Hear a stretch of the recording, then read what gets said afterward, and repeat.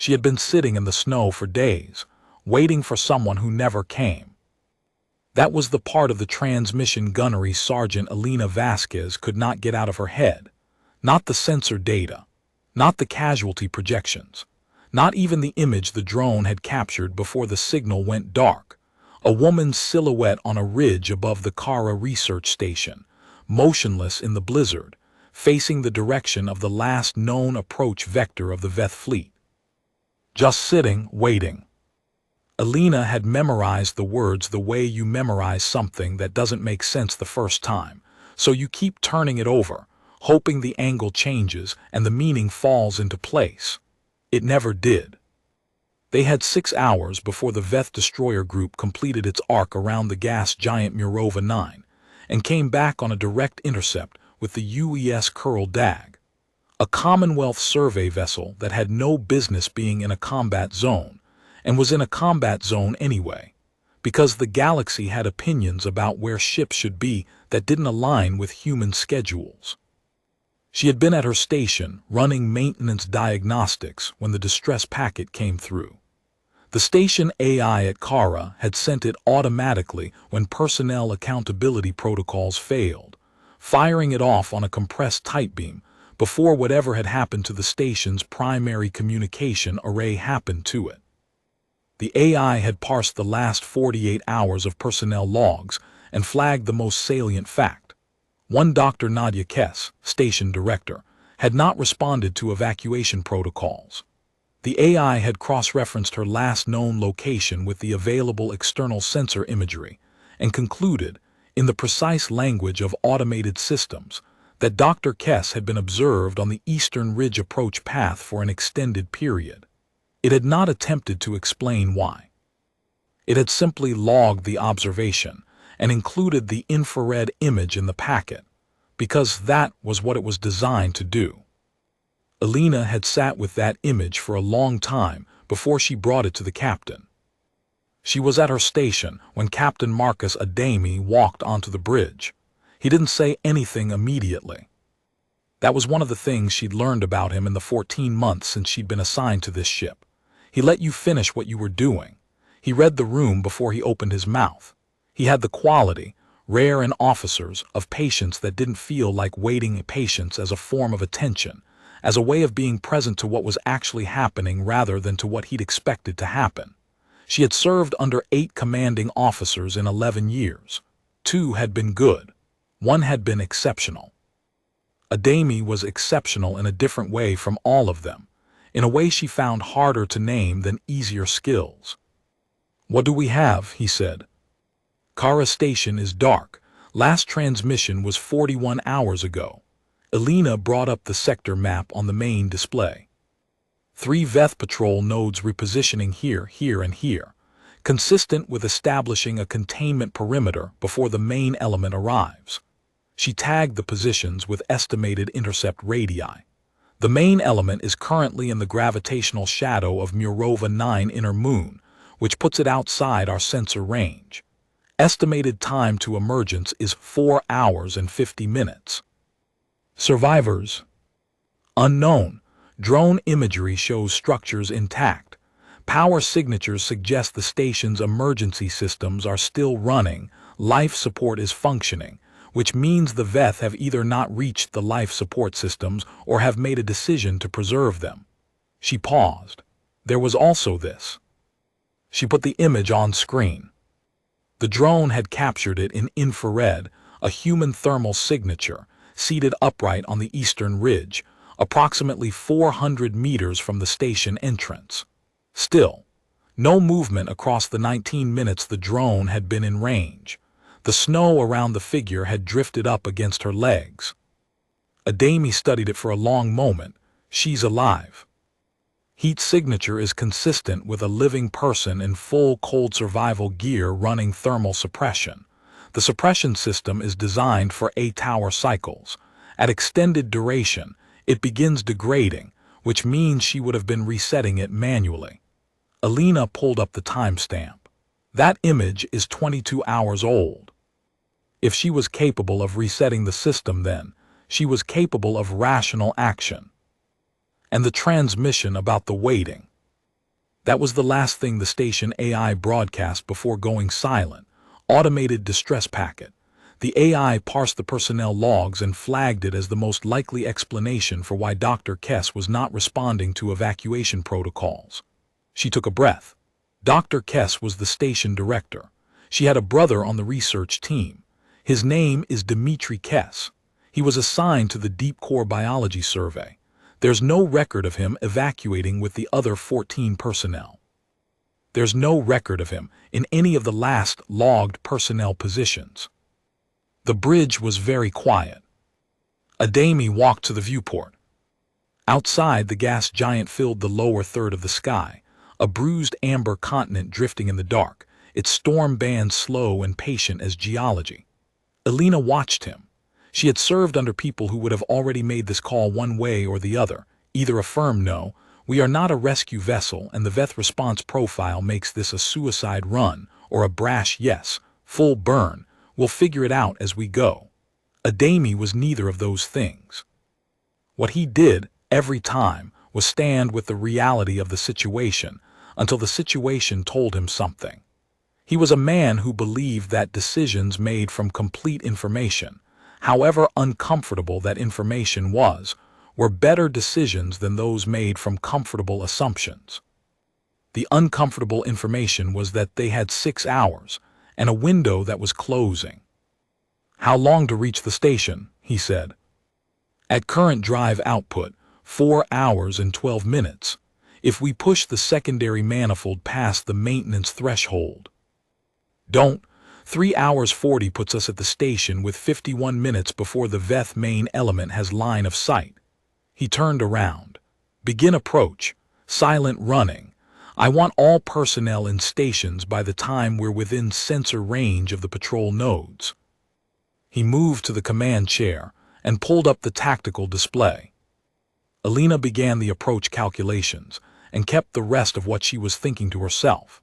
That 51 minutes assumed the Veth main element continued on its current projected vector, and the Veth were not predictable in the way that simple objects were predictable, and she did not feel certain about anything except that a woman had been sitting in the snow for 3 days, and that felt like a fact she was obligated to respond to.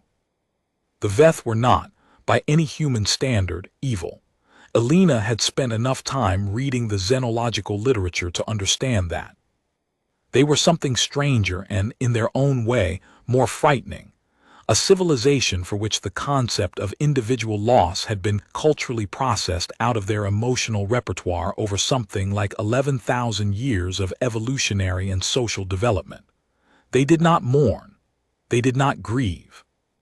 They experienced absence the way humans experience weather, an observable phenomenon, a thing that changes conditions, a data point to incorporate into revised models, nothing that required a response beyond adaptation. The effect of this from the outside was that the Veth appeared cold, clinical. They were not. The concept of cold implied a baseline from which temperature had been removed. The Veth had simply never had the baseline. They were something adjacent to cold in the same way that a vacuum is something adjacent to silence. You could describe one in terms of the other, but the comparison was imprecise in ways that mattered.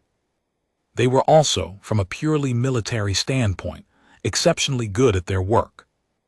Their fleet movements were precise. Their communication was encrypted in rotating quantum keys that human cryptographers had not yet broken after 7 years of the expansion conflict. Their weapons systems operated at ranges and velocities that had made the first 3 years of the conflict effectively a set of tutorials in how not to fight them. They had demonstrated, repeatedly and without drama, that they could destroy human military installations with mathematical efficiency, and they had demonstrated with equal consistency that they found human civilian installations strategically interesting rather than militarily threatening, which was why places like Kara Station ended up documented rather than destroyed. They also did not understand why humans kept fighting in situations the Veth threat modeling systems classified as terminal. This had caused them significant logistical problems over the last 7 years. Their models were excellent. Their mathematics was essentially perfect. Their strategic predictions operated at an accuracy rate of something above 93% across documented engagements. What their mathematics could not account for, what no mathematics had successfully modeled, was the specific combination of stubbornness, refusal, irrationality, and absolute unwillingness to accept a loss as a loss that humans deployed in situations they had already technically lost. The Veth had a word for it in their communication protocols. The closest human translation came out as something like the error of continuation. They used it clinically, the way a diagnostician uses a term for a recurring fault in a system. It was not a compliment. It was also, as near as human linguists could tell, not entirely a dismissal. It appeared in their strategic assessments as a factor that required accounting for rather than a curiosity that could be ignored, which meant that 11,000 years of evolutionary and social processing had produced a civilization that could not understand why the error of continuation happened, but had learned to be concerned about it. Elena thought about that sometimes.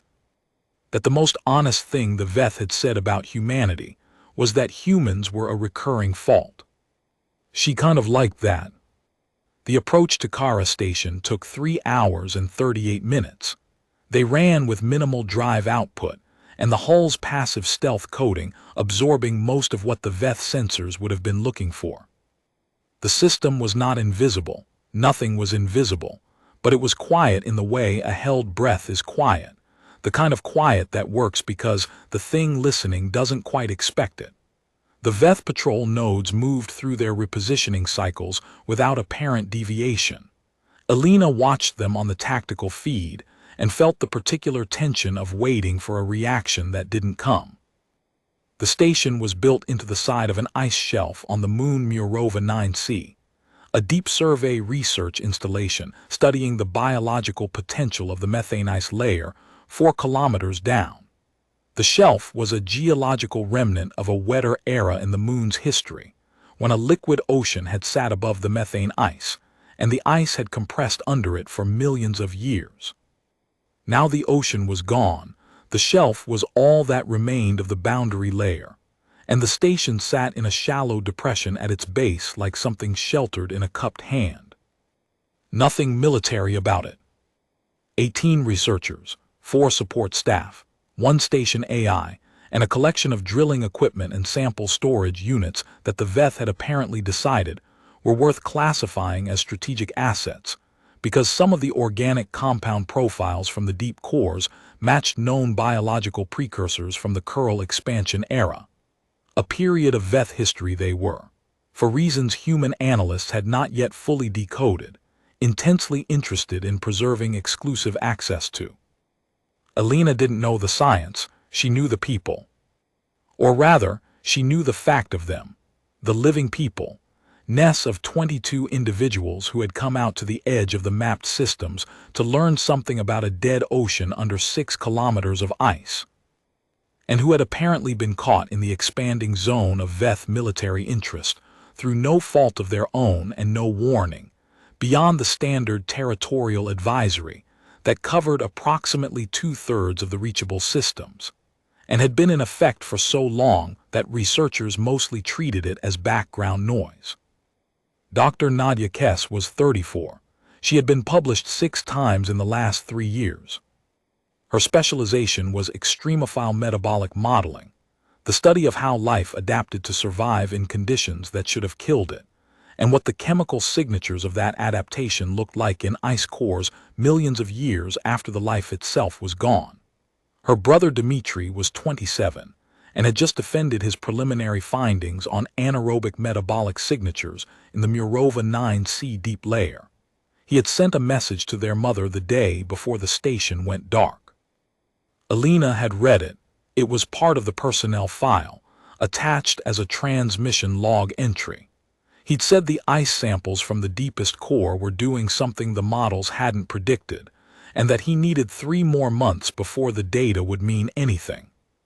He'd said he was thinking of staying through the winter cycle. He'd said tell Mom not to worry. They set down 300 meters from the main entrance, behind a pressure ridge that gave the ship a sightline break from the nearest Veth patrol node. The temperature outside was -61°C. The storm that had buried the figure on the ridge had moved south, leaving a flat steel-blue clarity across the ice shelf. The kind of visibility that was beautiful and pitiless in equal measure. The kind that shows you everything and makes no comment about whether what you see is good. Alina geared up in the forward equipment bay. Private First Class Tomoko Hayashi and Specialist Ren Oduya were already suited, checking each other's seals with the automatic efficiency of people who had done it enough times that their hands knew what to do before their brains finished the instruction. Hayashi was 23 years old and moved like someone who had grown up being told she was small, and had spent the last 6 years in field conditions proving that this was categorically irrelevant. Oduya was 31, built like something designed for heavy weather, and had the quality of silence that read as calm rather than emptiness. Corporal James Wu was running the sensor sweep from his station, calling out Veth contact positions in the clipped shorthand of someone reading numbers off a board, neither emotional nor detached, but simply precisely present. A Damie came into the bay. He wasn't suiting up.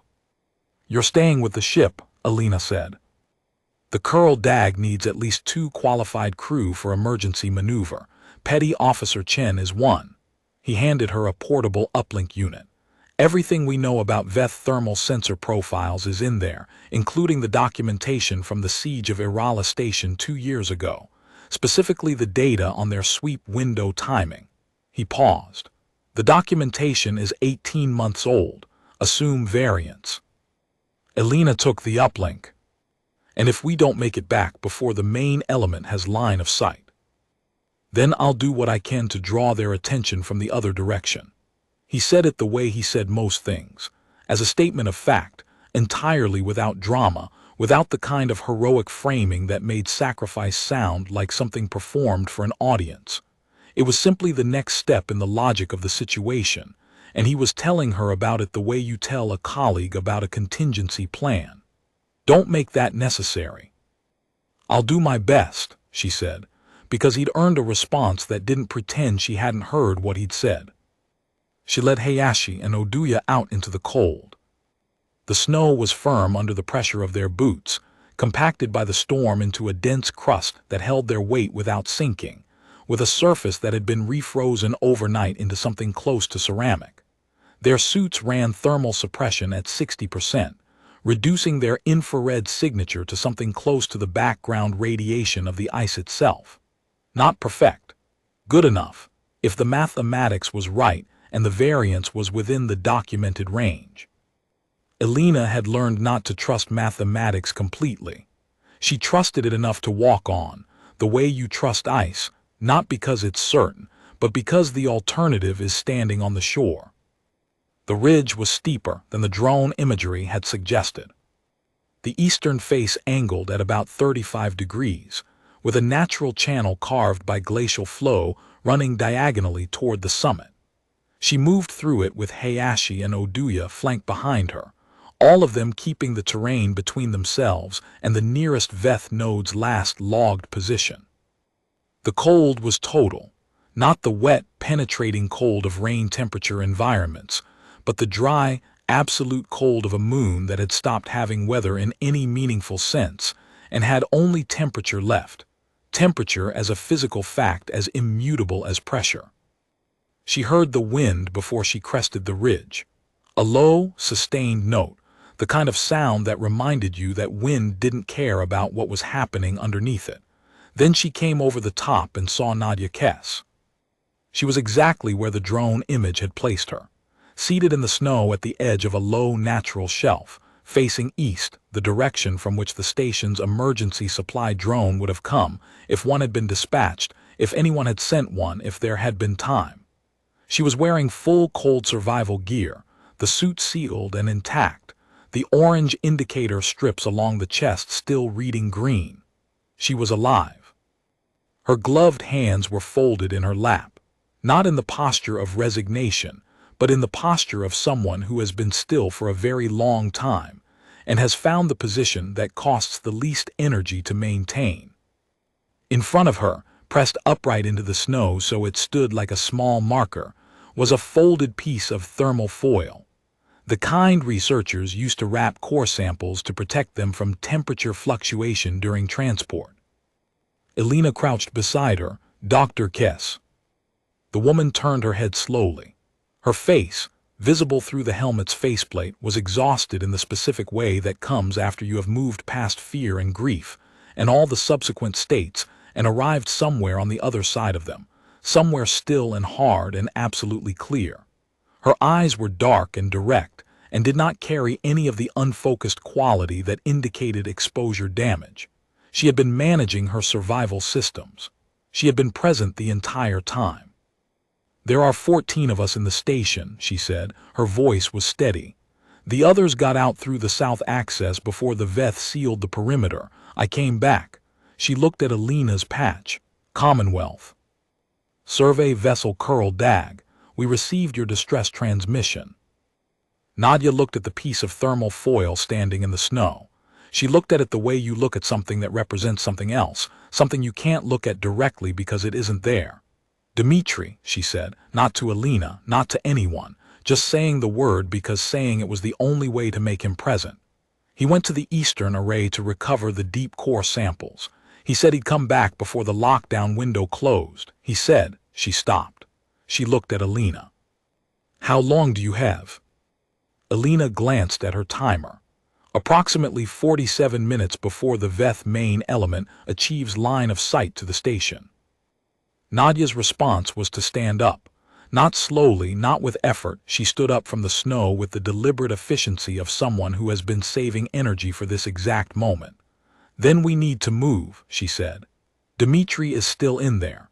He sent me a text burst 6 hours ago. He's locked in the sample cold room with the ice cores. The Veth haven't found him yet." Elena ran the math. The station's cold room was the most thermally consistent environment in the building, essentially invisible on infrared sensors, which was why a researcher retreating to it with frozen core samples and a thermal blanket would register as nothing but the background temperature of a refrigeration unit. The Veth were thorough. They operated on systematic protocols. They would reach the cold room eventually. The only question was when eventually was, and whether eventually left room for now. "How many internal access points?" Elena said. 3. Main entrance, south maintenance crawl, and the eastern array connector. Nadia had already reached into her suit pocket and produced a schematic hand-drawn on a strip of data film, done in the neat, precise lines of someone who had been sitting in the cold with nothing to do but plan. She'd been doing the math. She'd been planning this alone on a ridge in -61 degrees, because her brother was in there, and that was what you did when you were the kind of person who came back. The eastern connector is a maintenance tube, 40 meters, manual pressure locks at both ends. The Veth haven't used it, wrong dimensions for their locomotion geometry. Elena looked at Hayashi and Oduya. Both of them had the expression of people who had already made the calculation and were waiting for the order. She did not feel heroic. She felt the way she always felt at this point in an operation, the specific focused narrowness of a decision that had already been made, that she was now simply executing. "Eastern array connector," she said. "We go in quiet." The array connector was a maintenance tube, 40 meters long and barely wide enough for a suited person in cold survival gear, if that person was willing to accept that the crawl was not going to be comfortable. It connected the eastern instrument cluster, a bank of long-range sensor arrays mounted on the outer ice shelf face, to the station's interior through a junction sealed by a manual pressure lock at each end. The Veth hadn't sealed it because their threat assessment protocols classified it as non-viable for military ingress, too small for combat units, and the approach path to the outer junction was inside the sensor cone of the eastern patrol node. The approach path was inside the cone if you approached it directly from the south. It was not inside the cone if you approached from the northeast, staying below the ridge line, and using the ice shelf's natural undulation to break line of sight. The way Alina had done 11 years of field work in terrain that was actively trying to kill her, and had learned to read ground the way other people read text. She had not told the Veth about this. They had not asked. Alina moved through the tube with Hayashi directly behind her, and Oduya holding the outer junction. The tube smelled of machine oil and cold metal, and the clean neutral absent smell of environments where humans had not been present recently. She kept the thermal suppression running at maximum, and moved slowly enough that the suit's passive systems could cycle through the sensor sweep window without registering as moving mass. It took 11 minutes to traverse 40 meters. The inner junction opened into a utility corridor, dimly lit in the station's emergency power mode, amber strips along the floor, everything else dark, the shadows absolute beyond the strip's reach. Alina pressed herself against the wall and listened. The station had the particular silence of an environment that was running but not inhabited. Machinery sounds, the hum of life support, the faint subliminal tick of thermal differential in the hull material as the building adjusted between the cold of the ice shelf exterior and the maintained temperature of the interior. And underneath it, 40 meters north, something moved. The Veth's locomotive mechanism produced a sound that had no precise human analog, somewhere between the rustle of water over smooth stones and the precise click of high-pressure gas venting in measured rhythm. They communicated through vibrational pulse language overlaid on that sound, which meant you could hear them working, but you couldn't parse what they were saying unless you had a translation processor, which Alina did not. She had the uplink unit. She pulled up the sensor profile documentation. The Veth thermal sensors operated with a 12-meter range, a 40-second refresh cycle, and a documented 3-second dead window at the transition between sweeps when the sensor array realigned. 3 seconds was not enough to cross 20 meters in a pressure suit. She needed 2 windows. Move during the first. Press into a recessed equipment bay. Wait. Move again during the second. 83 seconds total exposure time, assuming no variance in the cycle. The variance Adami had warned her about. She watched the corridor. She timed the sounds from the north. The Veth's movement pattern was consistent, methodical, the sound of organisms doing careful systematic work without distraction or hurry. She set a timer and waited for what she estimated was the approach of the dead window. She moved on the first window, 7 meters to the equipment bay, pressing into the alcove between 2 coolant conduit housings. Holding breath she didn't need to hold because the suit recycled anyway, but she held it because that was what the body did in situations like this, and she had long since stopped arguing with what the body did in situations like this. The sweep passed. The dead window opened. She crossed the remaining 13 meters and reached the cold room door. The lock was manual, a physical pressure handle, no electronic signature, no contact with the station network. She turned it. The door swung inward on pneumatic hinges, silent. Cold room temperature, -28 Celsius. The smell that came out was familiar, the clean, sharp smell of preserved biological samples and refrigerant coolant, and something underneath it that was older, deeper, the mineral salt hint of ice cores from before recorded human history. A man was sitting on the floor between 2 sample racks, wrapped in a thermal blanket, with a headlamp on dim and a data tablet in his hands. He was 27 years old, and he looked, just then, very young, the specific youth of someone who has been frightened for a long time and has been managing it, and has not quite finished managing it. He looked up. His eyes went wide. He started to speak. Alina put one finger against her faceplate. He understood immediately. He had been in the silence long enough that the gesture needed no explanation. She typed on her wrist display, "We're getting you out. Your sister is outside. Follow and don't speak." He read it. He read it twice. Something moved across his face, Not just relief, but something that had been held very tightly and very still for 21 hours, beginning, carefully, to let go. He nodded. He stood up. He was still holding the tablet. She shook her head. He looked at it. He looked at her. He looked at the sample racks beside him, the stacked cylinders of ice core, each one labeled in his own handwriting, each one representing weeks of careful extraction work from 4 kilometers below the surface of a frozen sea. He tucked the tablet under his thermal blanket and kept it. She didn't argue. You didn't argue about what people carried when they were carrying the last 30 months of their work, and the only copy of data that told you something the universe had been keeping private for 12,000 years. The return traverse was harder. 2 people in the corridor instead of 1, Dmitri in station researcher's gear rather than full cold survival equipment. His suit was lighter, lower profile, not designed for extended exterior operation.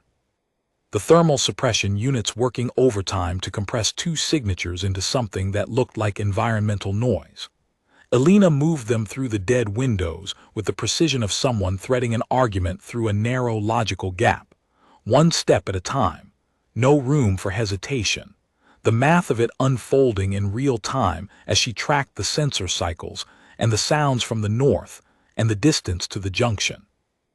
The Veth moved through the station with the patience of organisms for whom time was a resource rather than a pressure. They did not hurry. They did not miss things. They were doing their work correctly, and their work would eventually bring them to the cold room, and the correct response to this was to not be in the cold room when they arrived. She got Dmitri to the junction. She got him through the tube. She got him out into the cold. Nadia was on her feet when they came out. She had been sitting in the snow for 3 days, and she was on her feet before the outer junction had fully cycled, moving toward the tube exit with the specific kind of controlled momentum of a person who has prepared themselves for a moment so completely that their body acts before the rational brain catches up. She stopped 2 steps short of the junction. She was not a person who rushed the last distance of things. Dmitri came out of the tube. They didn't speak.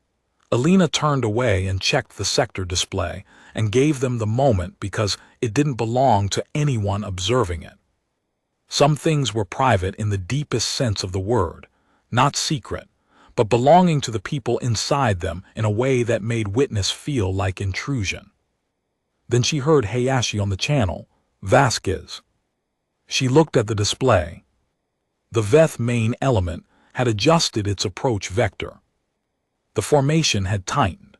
3 destroyers and what the sensor profile suggested was a command carrier, moving with the particular precision of a force that had received updated targeting data. The gas giant's gravitational shadow was no longer providing cover. They had moved out of it ahead of the projected schedule, which meant the Curl Dag was no longer hidden. Adami's voice came through before she'd processed the full implications. Main element is 38 minutes from contact. 2 patrol nodes repositioning to cover your exit vector. A pause, the measured kind that meant he was still calculating. You have a window on the northwest path to the ship, but it closes in 22 minutes. Alina looked at Nadia. She looked at Dmitri, still blinking in the cold, one hand pressed against the thermal foil marker that his sister had left standing in the snow. She looked at the station entrance and the 4 Veth units inside it and the 51 minutes that had just become 38. What happens at 22 minutes, she said. The northwest node completes its new position. After that, your path to the ship is inside its sensor range. Oduya was already doing the geometry. 12 minutes to cover the distance to the ship at maximum safe pace in this terrain. We need 9 minutes to get the civilians geared and moving. 9 minutes, 12 minutes of window, a gap of 3 minutes. Alina looked at Nadia. Nadia was already checking Dmitri's suit seals, already assessing his oxygen indicator, already doing the quick, efficient inventory of a person who had been planning for this for 3 days and knew exactly what they were stepping into. She looked at Alina and said, I know the terrain between here and the ship's position. There's a northwest drainage channel that runs parallel to the second pressure ridge. You can't see it on imagery because it's below the shelf surface. It's faster and it keeps you below the sensor horizon. Elena stared at her. How do you know about the ship's position? Your drive signature. It's quiet but not invisible. I've been out here for 3 days with nothing to do but observe. A pause. The channel floor is polished by glacial run. It's the fastest terrain between here and where your ship is sitting. I used it to approach the eastern array last winter. Elena wanted to say something about how that information would have been useful an hour ago. She did not say it. How much time does the channel save? 2 minutes, maybe 3. The gap was 3 minutes. Show me, Elena said. They moved. 9 minutes, starting from when Nadia stood up on the ridge and started toward the pressure shelf below. All of them at pace. Hayashi managing Dmitri with the quiet authority she'd been exercising since the tube. Oduya on rear guard saying nothing because there was nothing to say. Elena running the timer in the corner of her visor display and watching it and not watching it, both at once. The channel was exactly where Nadia said. A depression in the ice shelf surface, 2 meters below grade, running northwest for 200 meters toward the pressure ridge that sheltered the Kurl Dag's landing site. The floor was glass smooth and wind polished, and caught the amber light of the gas giant in a way that made it look like something living, light moving through ice that had been still for 1,000 years. The drop into the channel was 3 meters. Hayashi went first with Dmitri. She managed his descent with one hand on his arm and one hand on the channel lip, controlling the drop with the kind of physical precision that looked easy because she'd made it easy, the way skilled things always look easy from the outside. Elena went second. Nadia came third without hesitation, the way someone comes down a drop when they have already decided what they're doing, and the drop is just part of the doing. Oduya came last, and landed with a sound that suggested his relationship with physical impact was one of long-standing mutual tolerance. 200 meters. The northwest node's sensor data showed no change in sweep pattern.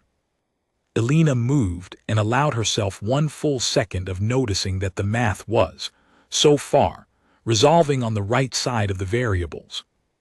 The channel ended at a point 112 meters from the Kurl Dag's landing struts. 112 meters of open ice shelf. No terrain cover. The northwest node was completing its repositioning approximately 90 seconds away.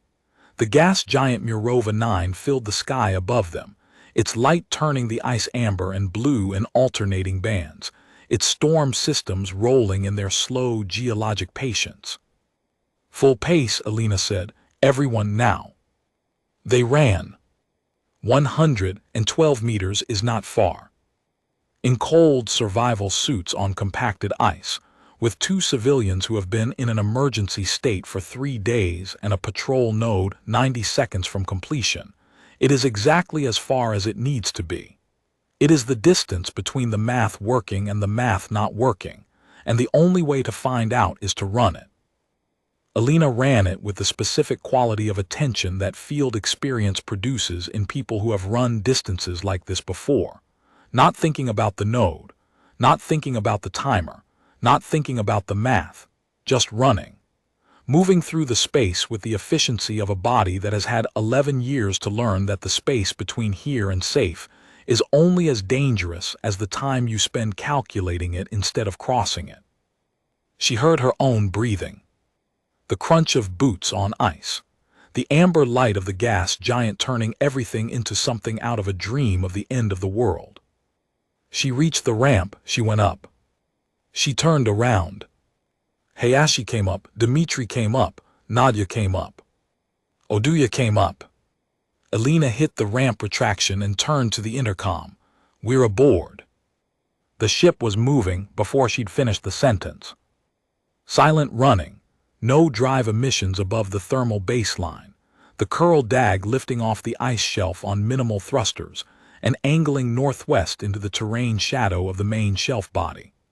The Northwest Node's sensor sweep completed its repositioning and began its first full cycle over the landing site 4 seconds after the ship's heat signature had dropped below the detection threshold. 4 seconds. In a different calculation, that was nothing. In this one, it was everything. Alina sat down on the floor of the forward equipment bay because it was the nearest surface available. She did not remove her helmet. She sat with her back against the equipment rack and listened to the sounds of the ship, the hum of the drive systems, the murmur of life support cycling, the specific acoustic quality of a pressurized corridor when the hull is under minimum stress, the sounds of a vessel that was working correctly, the sounds of a situation that had not finished failing yet and was, for the moment, not failing. She thought about what she'd felt crossing those 112 meters, not heroic, not triumphant. She had been calculating the whole time: terrain, pace, node position, timer, contingencies, running the math on a gap that was closing while she was running toward it. There had been no moment of certainty. There had only been the moving and the specific quality of commitment that the moving required, which was not the same as certainty but functioned like it in most situations that mattered. Nadia Kess came and sat down beside her. They didn't say anything for a while. The ship moved through the dark between the ice shelf and the sky. Below them, the gas giant Murova 9 rolled its patient amber storms, indifferent to the last 47 minutes, indifferent to the ice shelf receding behind them, indifferent to the Veth main element still moving on its intercept vector toward a ship that was no longer where it expected to find it. "I didn't know if anyone would come," Nadia said. Alina thought about the right thing to say. The wrong things were easy to identify, the comforting things that were true but hollow, the brave things that were false but shaped like conviction, the professional things that were accurate but inhuman. She thought about what the moment actually asked for. "You knew somebody was coming," Alina said. "You wouldn't have stayed on that ridge if you hadn't believed someone was coming." Nadia looked at her gloved hands. "I believed Dmitri was coming at first, and then," she stopped, started again. "And then I was just waiting, not because I thought it would work, not because it was rational, just because leaving felt like doing something wrong, like if I left the place where I could see the approach path I'd be." She didn't finish the sentence. She didn't need to. It made all the sense in the world. Alina had served for 11 years and sat through 9 strategic briefings on the Veth conflict, and spent enough time in the field to learn the difference between waiting that was a strategy and waiting that was simply what you did when all the strategies had run out, and you had not yet run out yourself. Nadia Kess had sat in the snow because the alternative was retreat, and retreat meant accepting a loss she had not yet finished refusing. That was not irrational. That was not error. That was the most human thing Alina knew how to name. "It makes sense," she said. Adami's voice came over the ship intercom, measured and clean. "Veth main element has altered course again. New vector takes them outside our projected position envelope for the next 40 minutes. We're going to make it." Alina didn't answer. She didn't need to. Dmitri Kess was in the medical bay 3 corridors back, being treated for mild hypothermia, and the kind of extended stress response that the medical system could address pharmacologically, but that would take weeks of ordinary life to fully process. He still had the data tablet. He had not let it go from the moment he'd come out of the cold room. Alina had filed a note in the operational log to the effect that the tablet should not be inventoried as station equipment pending review. She had not been certain this was strictly within her authority. She had done it anyway.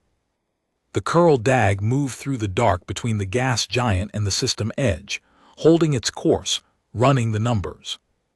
Alina thought about the Veth and their models and their precise, recursively refined probability assessments, about the gap between a 12-minute window and 14 minutes 20 of travel time, about 47 minutes in the cold, about a drainage channel that a researcher had been using to reach an instrument array for the last 3 winters, and that had not appeared in any tactical briefing, because it was not the kind of thing that appeared in tactical briefings. About a woman sitting in the snow, refusing a loss 3 days in. The Veth called it the error of continuation. They had a precise term for it because they had encountered it consistently enough to classify it as a structural feature of human behavior rather than an outlier event. They had not yet found an effective countermeasure. Alina thought that this was because to find an effective countermeasure, you would need to understand not just the behavior but its source. What it felt like to sit in the snow for 3 days, in the cold, in the dark, with the approach path empty in front of you, and the mathematics of the situation telling you clearly and correctly that the expected value of waiting was negative, and to find that you were still sitting there the next morning. Not because the math said to. Not because it was brave. Because you were still waiting, and the waiting had become the only thing you had left, and the only thing you had left was the only thing that could not be taken from you. That was the thing the Veth couldn't model. Not the stubbornness, not the irrationality, those they had named and cataloged. It was the waiting that came from love, from the specific refusal of grief that people enacted when the person they were waiting for had not yet become someone to grieve, when the distinction between gone and lost was still real and still worth maintaining in the cold. They crossed the system edge with 22 minutes to spare and transitioned into drive space, and the gas giant fell away behind them, amber and patient and indifferent. Alina finally took off her helmet. The recycled air of the ship smelled like the particular combination of machine oil and coffee and human presence that she associated with coming back from places she hadn't been certain she'd come back from. Nadia had fallen asleep in the equipment bay. She had been awake for approximately 80 hours. She had sat in the snow through 2 storm cycles and come off the ridge under her own power, and traversed 400 meters of ice in -61 degrees, and guided them to a drainage channel she had memorized from 3 winters of field work. And now, she was asleep with her back against the equipment rack in the posture of someone who had been waiting and had finally, in the way that waiting eventually resolves, arrived. Alina covered her with a blanket from the equipment locker. She did it quietly, the way you do things for someone sleeping that you wouldn't do if they were awake because it might embarrass both of you. There was no one watching. It didn't need to be witnessed. Then she went to find coffee and fill out the first section of the after-action report, which she did slowly, because the measured language of military documentation was not built to contain what had actually happened today, and fitting the events into the form required a patience she was willing to give it. She wrote, approach to Kara station executed without Veth detection. Recovery of 2 civilian personnel completed within operational window. No casualties. She paused. She wrote, civilian cooperation and local terrain knowledge contributed significantly to mission success. She looked at it for a moment. She left it there. In the station below, growing smaller and then invisible as the ship climbed through drive space toward the inner systems, the 4 Veth units continued their methodical documentation of the research station's contents. They cataloged it with complete precision.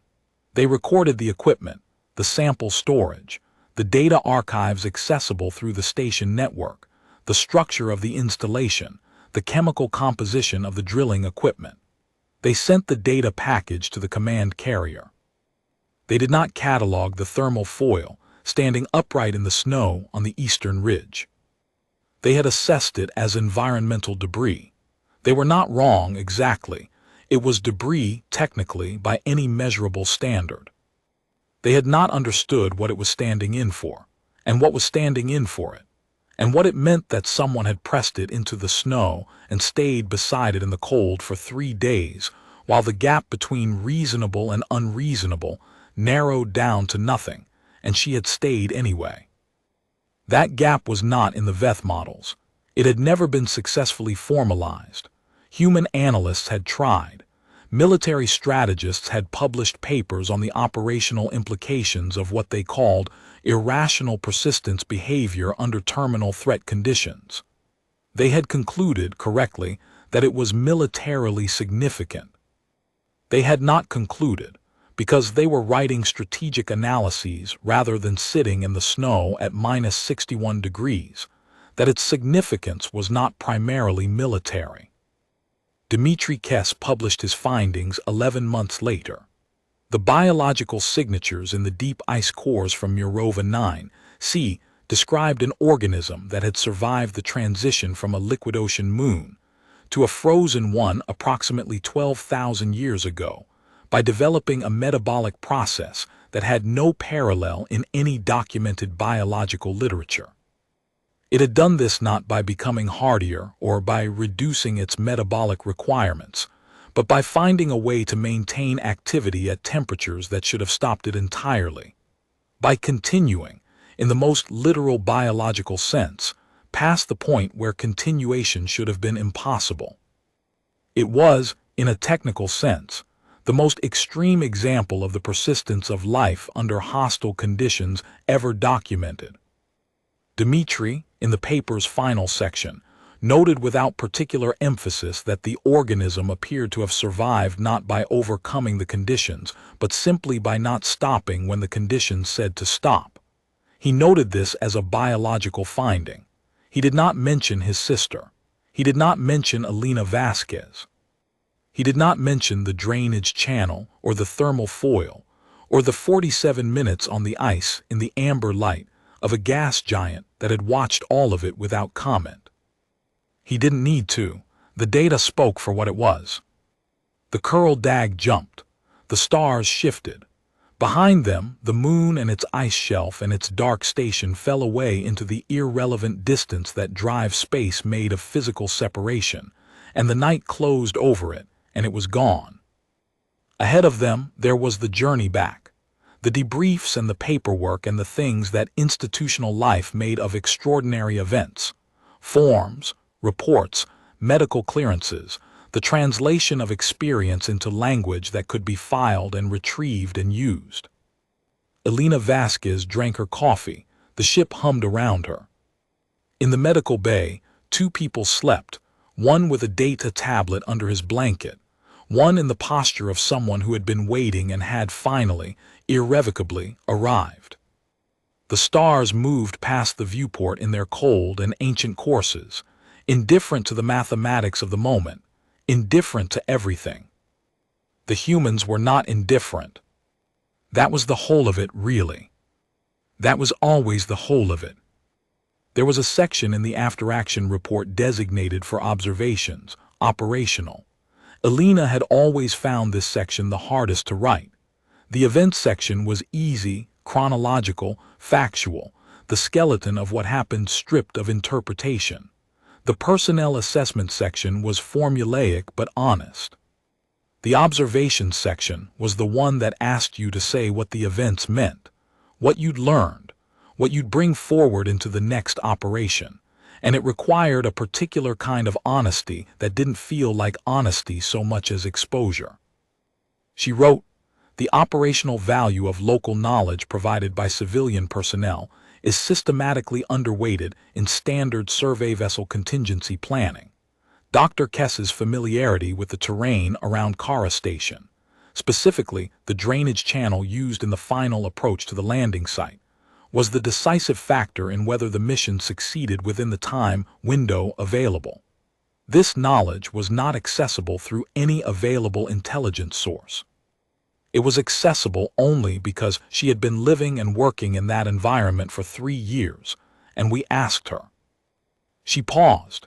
She added, "Recommend that field personnel develop protocols for soliciting terrain and environmental knowledge from civilians present at recovery sites earlier in operational planning, rather than at the point of execution." She looked at it. It was true. It was useful. It said nothing about the thermal foil in the snow, nothing about the 80 hours, nothing about the specific character of the thing Nadia Kess had been doing on that ridge that was and was not waiting, that was something older than strategy and harder to classify. She saved the draft and pulled up the personnel commendation forms. Hayashi first.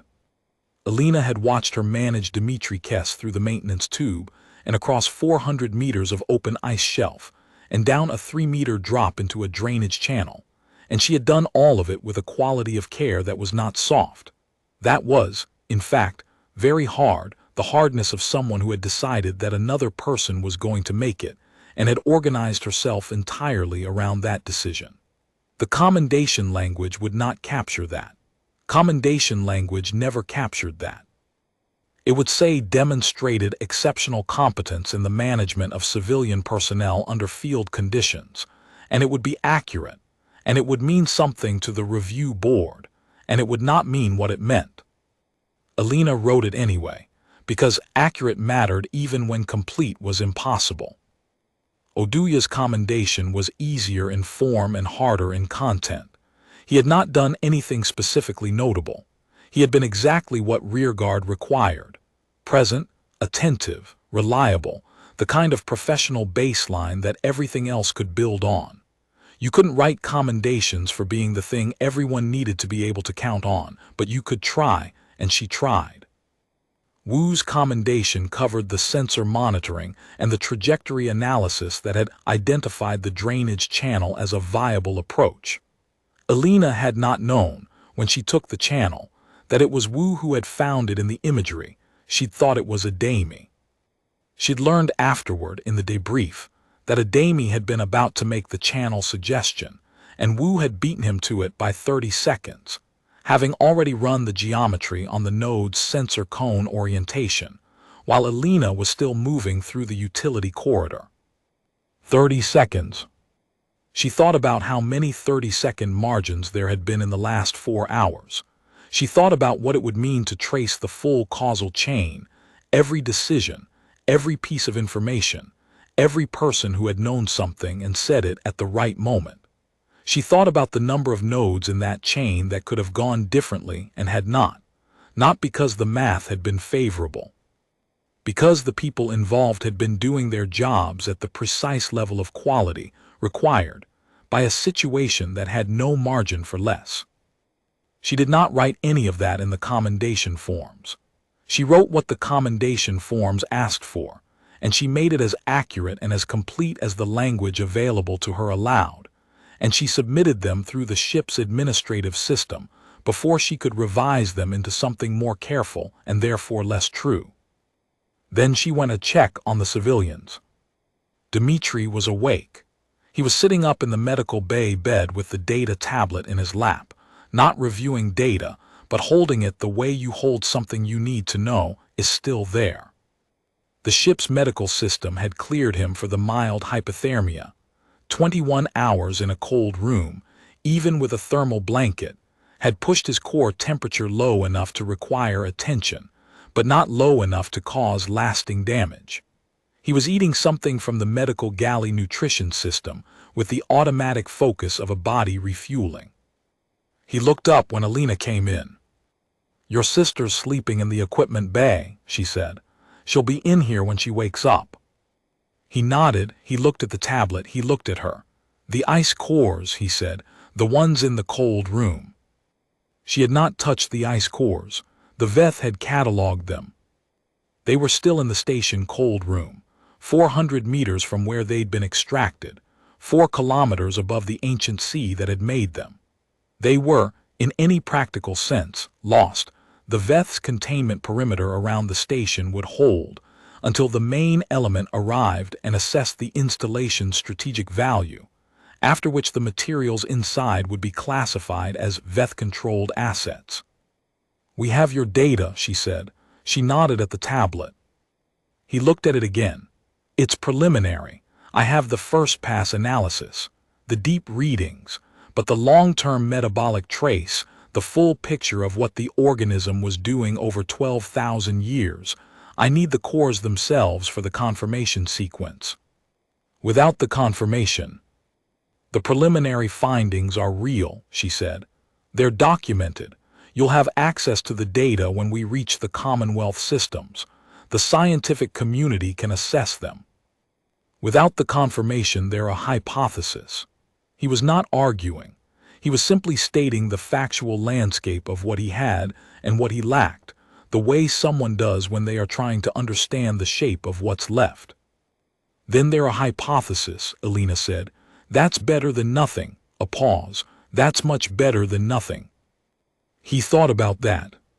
He was 27 years old, and he had been sitting in a cold room for 21 hours with the most interesting data of his professional life, and no one to talk to about it. And the thing that had sustained him was not certainty, but continuation. The belief that if he stayed with the data, if he kept working, if he didn't stop, then there would eventually be a context in which the data could be what it was. He had stayed in the cold room past the point where staying made obvious sense, because the data needed someone to be with it, to keep working on it, and he was the one there. Alina recognized this. She recognized it the way you recognize something you've been doing for 11 years, but haven't named until you see someone else doing it. Get some sleep, she said. You've got time now. He looked like he might argue, the way people look when the urgency that has been carrying them is suddenly no longer required, and the body doesn't know what to do with the energy that was allocated to it. Then he put the tablet on the bedside surface and lay down, still facing it, and closed his eyes. Alina turned off the overhead light. She left the ambient running. In the corridor outside the medical bay, she stood for a moment with her back against the bulkhead and let herself be still. The ship hummed around her. The drive systems ran their cycles. Through the hull, at frequencies too low to hear but not too low to feel as a faint vibration in the metal, the stars were passing. She thought about a course she had taken, early in her career, on alien biology and human xeno-conflict dynamics. The instructor had spent one full session on the question of what made humans anomalous in the documented history of spacefaring civilizations. He had gone through the standard answers: tool use, language, cooperative behavior, and then he had said, "The most anomalous thing about humans from a xenological perspective is not what we can do, it's what we will not stop doing." Every other spacefaring civilization that has been studied has a point at which the assessment of a situation as terminal produces a corresponding cessation of action. Humans have this point in theory. In practice, the terminal assessment and the cessation of action fail to correspond with unusual frequency. We keep going past the point where going makes sense. This is not always adaptive, but it is consistent. She had written that down. She had thought about it many times since. She thought about it now, standing in the corridor of a ship that was carrying 4 people who had all, in their different ways, kept going past the point where going made obvious sense. Nadia Kess on the ridge, Dmitri in the cold room, Hayashi managing a civilian across open ice at -61 with 40 seconds of sensor window and a gap in the math that only closed if you ran through it without stopping. Wu finding a drainage channel in satellite imagery at the exact moment it was needed. Adami calibrating a 43% confidence assessment into a plan that had left 4 seconds of margin.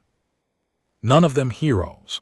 All of them doing the thing that humans apparently did, the error of continuation, the refusal to let the math be the last word, the specific stubbornness that 11,000 years of Veth evolution had never managed to select out of the opposing species.